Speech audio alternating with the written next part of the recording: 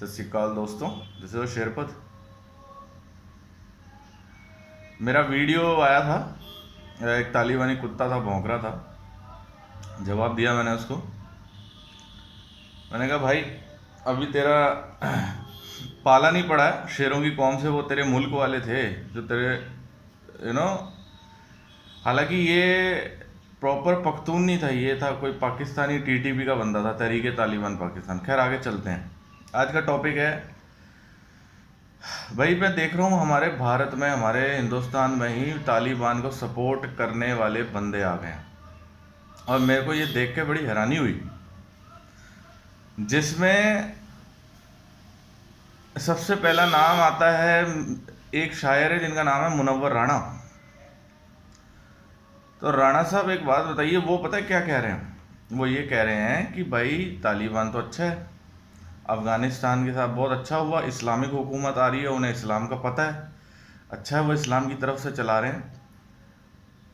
तो जब पत्रकार ने पूछा कि भाई ये क्या है भारत के लिए, तो कहा भारत से कोई तो खतरा नहीं है, इनके पुरखे दादे परदादे तो भारत से सामान लेके आते जाते रहे, इन अपनी बेटियों के लिए यहाँ से कपड़े लेके आते जाते रहे।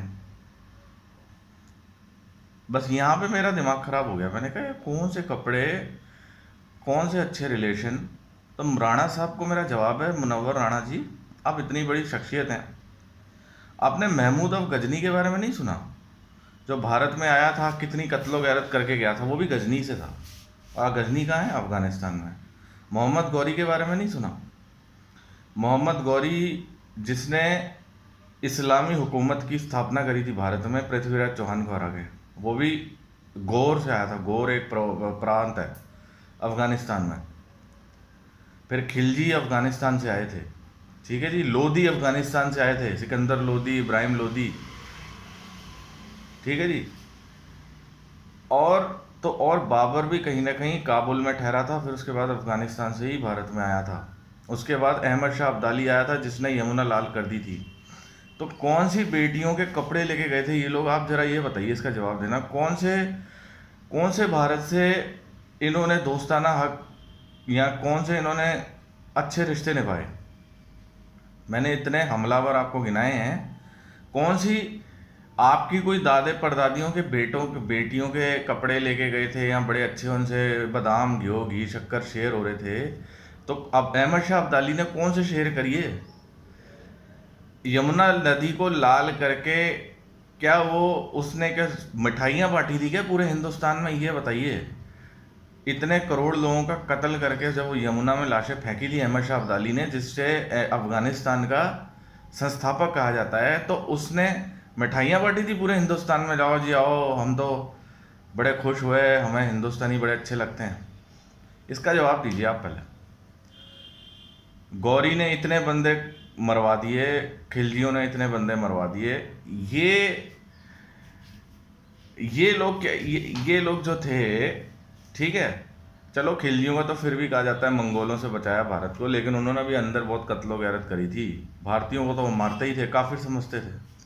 तो आप ये बताइए सर, इन्होंने कौन सी मिठाइयाँ, कौन से इन्होंने स्वीट्स एक्सचेंज करी, कौन से इन्होंने हमसे कोई कह सकते हो कि कोई गल वकड़ी, पंजाबी जो कहते हैं गल वकड़ी, गले मिले, ठीक है।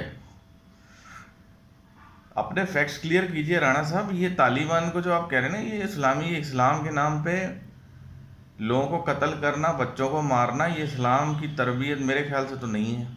मेरे को नहीं पता, बट जो ये कर रहे हैं ये शायद नहीं करना चाहिए, ठीक है। आप इतना सपोर्ट कर रहे हैं, ये सपोर्ट बनता नहीं है, ये सपोर्ट बनता नहीं है आपको। तालिबान ने चलो ये बात बोली है कि हम भारतीयों को कुछ नहीं कहेंगे, उन्होंने, लेकिन उनकी कथनी करनी में फ़र्क रहा है। सन 96 से 2001 में जब तालिबान की हुकूमत आई थी, तो तबाही मचा के रखी थी उन्होंने। कितना मारते थे उनके खुद ही के लोग, जो खुद मुसलमान हैं। अफ़गानिस्तान में सारी ऑलमोस्ट पॉपुलेशन मुस्लिम ही है, वो खुद ही परेशान है। तो आप कैसे कह सकते हैं कि तालिबान एक अच्छा संगठन है? ये तो एक आतंकवादी संगठन है। खलील हक्कानी जो उसका डिफेंस मिनिस्टर है, वो ये कौन है? ये वही है जो लादेन के साथ मिलके जिसने 9/11 करवाया था। आपको पता है इस चीज़ का? सारे इसमें आतंकवादियों को अच्छी अच्छी पोस्टें मिल गई हैं, आईसिस के आतंकवादी रिहा कर दिए गए हैं। इस्लाम के नाम पे लोगों को मारना, कत्ल करना, ये इस्लाम की तरबियत नहीं है। इतना इस्लाम तो हमें भी पता है, और शायद नहीं पता तो कुछ वो आपको पता होगा, क्योंकि आप बड़े हैं उम्र में। लेकिन आप खुलेआम नहीं जी तालिबान ये वो।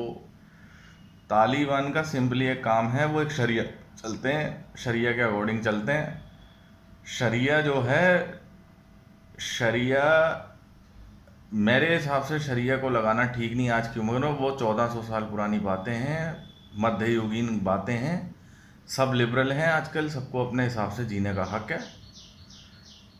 तो ये शरिया वरिया की फिजूल की चीज़ों को साइड में रखो। जो आप शरिया को सपोर्ट कर रहे हैं ना भारत में, तालिबान एक सिर्फ उसने बच्चे मारे थे पेशावर में, तब पाकिस्तान सबसे ज़्यादा सपोर्ट कर रहा है। और आप कह रहे हैं तालिबान सही है। तालिबान हमारे यहाँ पे मौलवी सपोर्ट कर रहे हैं, सारे हिंदुस्तान के मौलवी सपोर्ट कर रहे हैं। अरे तालिबान कुछ नहीं है। ज़रा अफ़गानिस्तान में जाके देखो, अगर इतना ही तुम्हें इतनी खुशी मिल रही है ना, तो जाओ अफ़गानिस्तान में, वहाँ पता लग जाएगा तालिबान चीज़ क्या है। अभी एक वीडियो आया था, एक बुज़ुर्ग आदमी था मौलवी टाइप का, 4 बंदे मिलके उसे मार रहे हैं, गनों, मतलब मार नहीं रहे, मतलब जूतों से मार रहे हैं, ठीक है, चप्पलों से मार रहे हैं।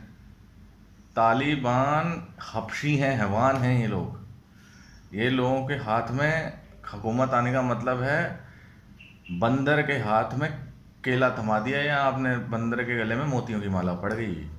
समझ रहे हैं?